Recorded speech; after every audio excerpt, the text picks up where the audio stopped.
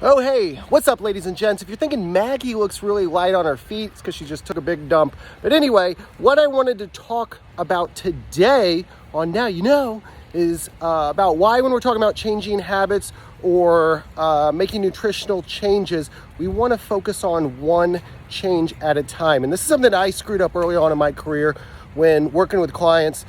I would map out like, oh, here's what you need to eat for all your meals, and here's what you need to do. You need to drink more water, you need to do this, you need to do that, eat more protein, eat more fruits, eat more veggies, cut out the alcohol. Like, I'd give them a list of 47 things that they needed to do, and it was all with great intent.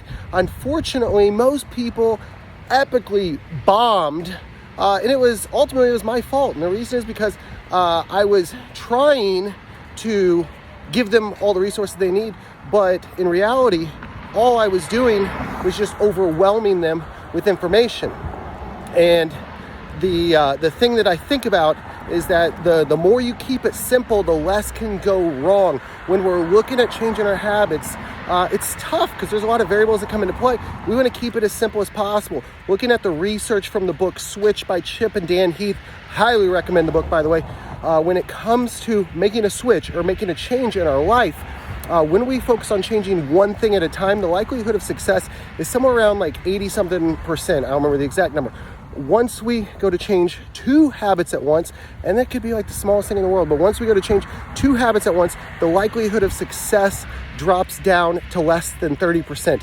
Once we throw in a third variable that we are trying to change at once, the results of long-term sustainable success is less than 10%. I think it was like 6 to 8% was the goal. So again, with each additional thing, with each additional change that we add in, the likelihood of it being sustainable goes down significantly. So that's why a lot of times when someone's saying, hey, can you help me with my nutrition, or can you help me, with this?